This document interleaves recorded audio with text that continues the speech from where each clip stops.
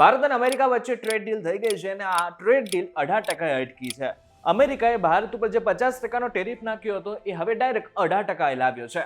પરંતુ આની અસર કઈ રીતે થવાની છે અને શું ખેત પેદાશો ઉપર પણ એટલે કે એગ્રીકલ્ચર પ્રોડક્ટ્સ ઉપર પણ હવે આગળના સમયમાં કોઈ ટ્રેડ ડીલ થઈ છે કે નહીં, અને આની સાથે સાથે ડેરી ઉદ્યોગમાં શું થયું છે, શું નાના આપણા જે ઉદ્યોગો છે એને ફાયદો થશે કે પછી નુકસાન થશે, શું આપણા ખેડૂત ભાઈઓને કોઈ નુકસાન થવાનું છે, એ જો તમારે જાણવું હોય ને તો ધ્યાનથી સાંભળજો. હું તમને એક વાત કહું.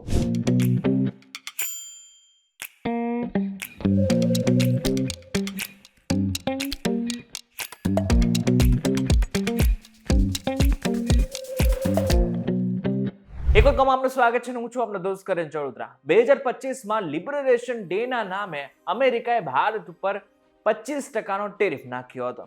પરંતુ આ બાદ શું થયું, આપણે રશિયા પાસેથી ઓઇલ લેતા હતા એ વાત અમેરિકાને ગમી નહીં. એટલા માટે થઈને બીજા 25% ટેરિફ આપણા ઉપર અમેરિકાએ નાખ્યો હતો. એટલે કે કુલ ટોટલ 50% ટેરિફ નાખ્યો હતો. આનાથી ભારતીય એક્સપોર્ટરને ખૂબ મુશ્કેલી પડી. Textile, leather, jewellery, auto parts જેવા સેક્ટર્સમાં ઘણું નુકસાન થયું. હવે સીધી અને સાદી ભાષામાં તમને સમજાવું ને તો 50% ટેરિફ નાખ્યો એને જ કારણે આપણી જે વસ્તુ અમેરિકામાં વેચાતી હતી, જે ભાવે વેચાતી હતી, એના ઉપર સીધો 50% ફરક પડી ગયો. એટલે કે 50% જે વસ્તુ હતી એ મોંઘી થઈ ગઈ, જેને જ કારણે આપણને ઘણું નુકસાન ગયું. કારણ કે ત્યાંના લોકો આપણી વસ્તુ ખરીદવાની ના પાડી રહ્યા હતા. એના બદલે જે વસ્તુ સસ્તી પડી રહી હતી, જે દેશની વસ્તુ સસ્તી પડી રહી હતી, એની વસ્તુ લઈ લેતા હતા. જો કે હજુ સુધી તમને એ નથી ખબર પડી કે શા માટે થઈને ભારત અને યુએસ વચ્ચે અત્યાર સુધી ડીલ નહોતી થઈ. અમેરિકાના આપણા જે એગ્રીકલ્ચર માર્કેટ છે એની અંદર ઘૂસવું હતું. પરંતુ ભારત આવું ક્યારેય નહીં થવા દે. એની પાછળનું જે કારણ છે એ સમજવા જેવું છે. કારણ કે જો એક વખત એગ્રીકલ્ચર માર્કેટ અમેરિકા માટે ખુલી જાય તો આપણા જે દેશના ખેડૂતો છે, નાના ખેડૂતો છે, એમને માર પડશે. કઈ રીતે માર પડશે? કારણ કે અમેરિકાની જે વસ્તુ છે એ ભારતમાં આવશે તો સસ્તી પડશે. એની બદલે જે ભારતના ખેડૂતોની જે વસ્તુ છે એ મોંઘી થવા લાગશે. અને જો આવું થશે તો લોકો શું કરશે? જે વસ્તુ સસ્તી હશે એ લેશે. એની બદલે આપણા જે દેશના ખેડૂતો છે એને નુકસાન થશે. એટલા માટે થઈને અત્યાર સુધી આ જે ડીલ હતી એને રોકી દેવામાં આવી હતી.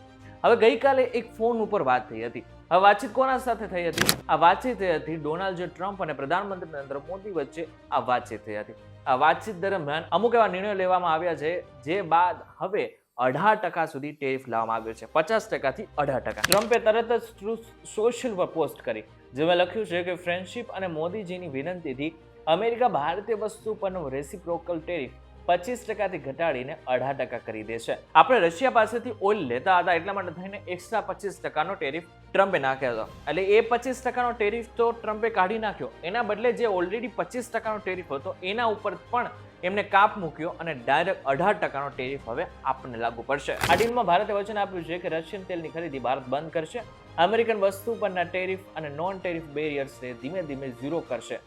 ભવિષ્યમાં $500 બિલિયનથી વધુની અમેરિકન વસ્તુ, જેમાં એનર્જી, ટેકનોલોજી, એગ્રીકલ્ચર, કોલસો વગેરે છે, એને ખરીદવાના છે. પીએમ મોદીએ પણ એક્સ પર પોસ્ટ કરી, મેડ ઇન ઇન્ડિયા પ્રોડક્ટ્સ હવે 18% ટેરિફ સાથે અમેરિકામાં જશે. 1.4 અબજ ભારતીયો વતી ટ્રમ્પને થેન્ક યુ. પણ એક મિનિટ, હમણાં આપણે વાત કરીને કે અમેરિકા આપણા એગ્રીકલ્ચર માર્કેટમાં ન ઘૂસે એટલા માટે થઈને આપણે અત્યાર સુધી ટ્રેડ ડીલ નહોતા કરતા. પરંતુ શું આગળના સમયમાં હવે આ અમેરિકા આપણે એગ્રીકલ્ચર માર્કેટમાં પણ ઘૂસશે? તો સીધો જવાબ તો ના છે. પરંતુ આડકતરી રીતે જોઈએ ને તો અમુક એવા પ્રોડક્ટ્સ છે કે જેમાં હવે આગળના સમયમાં અમેરિકાની પ્રોડક્ટ્સ પણ, એગ્રીકલ્ચરની જે પ્રોડક્ટ્સ છે એ ભારતમાં વેચાશે. અમેરિકાના એગ્રીકલ્ચર સેક્રેટરી બ્રુક રોલિન્સે એક્સ પર પોસ્ટ કરી, નવી યુએસ ઇન્ડિયા ડીલથી અમેરિકન ફાર્મ પ્રોડક્ટ્સ ભારતના મોટા માર્કેટમાં વધુ વેચાશે, કિંમતો વધશે અને રૂરલ અમેરિકામાં પૈસા આવશે. તેઓએ કહ્યું કે 2024માં અમેરિકાનું ભારત સાથે એગ્રી ટ્રેડ ડેફિસિટ $1.3 બિલિયન હતું. એટલે અમેરિકા ભારતમાં વધુ વેચવા માંગે છે. હવે આની અંદર એક નાનો એવું ટ્વિસ્ટ છે કે ડેરી ઉદ્યોગો જેટલા છે કે દૂધને લઈને જેટલી પણ આઈટમો છે એના ઉપર ભારત બાંધછોડ નથી કરી રહ્યું. એટલે કે એ પ્રોડક્ટ ભારતમાં નહીં આવે. પરંતુ આની સાથે જે સંવેદનશીલ પ્રોડક્ટ નથી કે જેની સીધી અસર આપણા ખેડૂતો ઉપર નથી થઈ રહી, એ બધી પ્રોડક્ટ હવે આગળના સમયમાં ભારતમાં આવી શકશે. ભારત હંમેશા કહ્યું છે કે ડેરી અને કેટલાક ખેતીના પ્રોડક્ટ જેમ કે પલ્સીસ, રાઈસ, સુગર, ડેરી આઇટમ્સને પ્રોટેક્ટ કરવા પડશે. કારણ કે લાખો નાના ખેડૂતો અને ડેરી ફાર્મર્સ એની સાથે જોડાયેલા છે. હમણાં આપણે EU સાથેની જે ડીલ કરી, જેને mother of all trade deal કહેવામાં આવે છે, એમાં પણ ખાસ કરીને આપણે એગ્રીકલ્ચરની જેટલી પણ આઇટમ છે એની સાથે કોઈ પણ પ્રકારની બાંધછોડ નથી કરી, એની સાથે કોઈ જ ટ્રેડ ડીલ નથી કરેલી. પરંતુ અમુક અમેરિકન પ્રોડક્ટ્સ જેમ કે આલ્મન્ડ્સથી લઈને એપલ, પ્રોસેસ ફૂડ્સ, પલ્સીસ અથવા નોન સેન્સિટિવ આઇટમ્સ ઉપર ટેરિફ ઘટી શકે છે અથવા માર્કેટ એક્સેસ મળી શકે છે. આનાથી ભારતમાં કેટલીક વસ્તુઓ સસ્તી થઈ શકે છે. પરંતુ યાદ રાખો કે ડેરીને લઈને જેટલી પણ આઇટમ છે એ લગભગ ભારતના માર્કેટમાં ઘૂસી જ નહીં શકે. સામાન્ય રીતે એક ઉદાહરણ લઈએ તો માની લો કે દૂધ જેવી આઇટમ આપણા ભારતના માર્કેટમાં આવી જાય, આપણે ટેરિફ બિલકુલ ગાયબ કરી દઈએ અને જો અમેરિકાનું જે દૂધ છે એ ભારતમાં વેચાતું થઈ જાય તો શું થાય? સૌથી પહેલું ભારતના લોકો જે નહીં રહે, કારણ કે મોટા ભાગના ભારતના લોકો વેજીટેરિયન છે અને ત્યાંની જે ગાયો હોય છે એટલે કે અમેરિકાની જે ગાયો હોય છે એને માંસ ખવડાવવામાં આવતું હોય છે. હવે જ્યારે માંસ ખવડાવવામાં આવતું હોય છે એ ગાયનું દૂધ સામાન્ય રીતે જે વેજીટેરિયન વ્યક્તિ છે એ નહીં પીએ. એટલા માટે થઈને પહેલું કારણ તો એ છે કે એટલા માટે થઈને ખાસ કરીને આપણા માર્કેટમાં એ દૂધ નહીં ચાલે. અને બીજું અને સૌથી મોટું કારણ આપણા જે ખેડૂતો છે એમનું જે દૂધ છે એ આગળના સમયમાં એને કોઈ અસર ના થાય, ખાસ કરીને એના ભાવમાં કોઈ પણ પ્રકારનો ફેરફાર ન થાય ને ખેડૂતોને કોઈ નુકસાન ના થાય એટલા માટે થઈને પણ એ બધી જ પ્રોડક્ટને આપણા માર્કેટમાં ન આવવા દેવી જોઈએ. એ વાત તો ફાઇનલ છે. જો કે આ ડીલ હજુ અનાઉન્સમેન્ટ છે. ફાઇનલ ડિટેલ્સ એટલે કે કયા પ્રોડક્ટ ઉપર કેટલું ટેરિફ ઘટશે ને ક્યારે લાગુ થશે એ આવનારા બાકી છે. જો કે 18% ટેરિફથી textile, jewellery, leather, auto parts, pharma જેમ કે જેનરિક દવાઓ જેવા સેક્ટરમાં વેચાણ વધશે, કંપનીઓને વધુ નફો થશે અને નોકરીઓ વધશે.